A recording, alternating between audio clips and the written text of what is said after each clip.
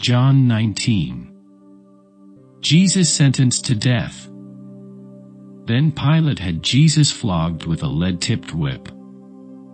The soldiers wove a crown of thorns and put it on his head, and they put a purple robe on him. "Hail, King of the Jews!" they mocked, as they slapped him across the face.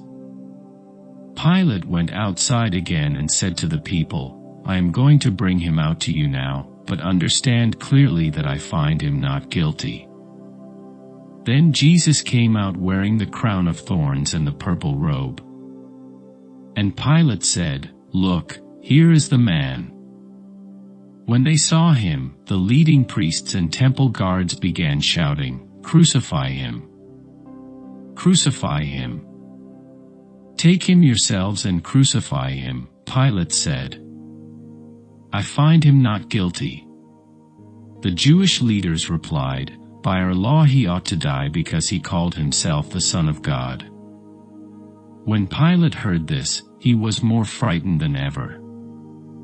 He took Jesus back into the headquarters again and asked him, "Where are you from?" But Jesus gave no answer. "Why don't you talk to me?" Pilate demanded. "Don't you realize that I have the power to release you or crucify you?" Then Jesus said, "You would have no power over me at all unless it were given to you from above. So the one who handed me over to you has the greater sin." Then Pilate tried to release him, but the Jewish leaders shouted, "If you release this man, you are no friend of Caesar. Anyone who declares himself a king is a rebel against Caesar." When they said this, Pilate brought Jesus out to them again. Then Pilate sat down on the judgment seat on the platform that is called the Stone Pavement, in Hebrew, Gabbatha. It was now about noon on the day of preparation for the Passover. And Pilate said to the people, "Look, here is your king." "Away with him," they yelled. "Away with him! Crucify him!" "What? Crucify your king?" Pilate asked. "We have no king but Caesar," the leading priests shouted back. Then Pilate turned Jesus over to them to be crucified. The crucifixion. So they took Jesus away. Carrying the cross by himself, he went to the place called Place of the Skull, in Hebrew, Golgotha. There, they nailed him to the cross. 2 others were crucified with him, one on either side, with Jesus between them.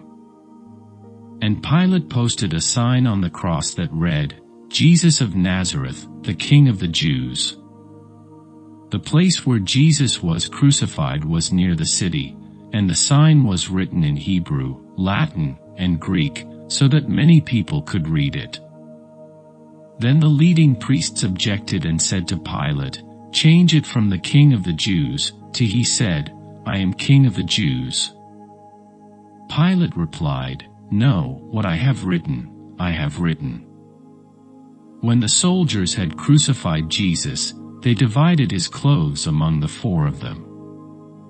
They also took his robe, but it was seamless, woven in one piece from top to bottom.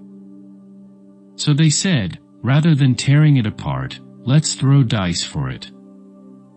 This fulfilled the scripture that says, "They divided my garments among themselves and threw dice for my clothing." So that is what they did.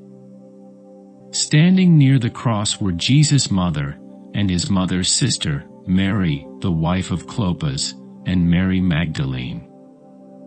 When Jesus saw his mother standing there beside the disciple he loved, he said to her, "Dear woman, here is your son." And he said to this disciple, "Here is your mother." And from then on, this disciple took her into his home. The death of Jesus. Jesus knew that his mission was now finished, and to fulfill scripture he said, "I am thirsty." A jar of sour wine was sitting there, So they soaked a sponge in it, put it on a hyssop branch, and held it up to his lips. When Jesus had tasted it, he said, "It is finished." Then he bowed his head and gave up his spirit.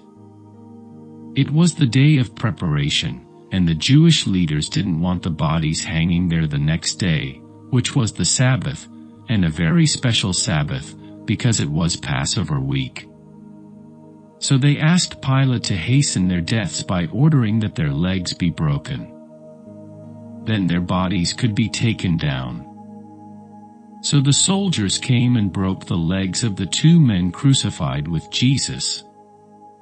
But when they came to Jesus, they saw that he was already dead, so they didn't break his legs. One of the soldiers, however, pierced his side with a spear, and immediately blood and water flowed out. This report is from an eyewitness giving an accurate account. He speaks the truth so that you also may continue to believe. These things happened in fulfillment of the scriptures that say, "Not one of his bones will be broken," and "They will look on the one they pierced." The burial of Jesus.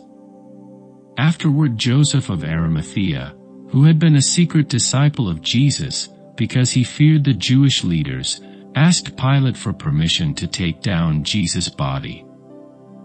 When Pilate gave permission, Joseph came and took the body away. With him came Nicodemus, the man who had come to Jesus at night. He brought about 75 pounds of perfumed ointment made from myrrh and aloes. Following Jewish burial custom, they wrapped Jesus' body with the spices in long sheets of linen cloth. The place of crucifixion was near a garden where there was a new tomb, never used before. And so, because it was the day of preparation for the Jewish Passover, and since the tomb was close at hand, they laid Jesus there.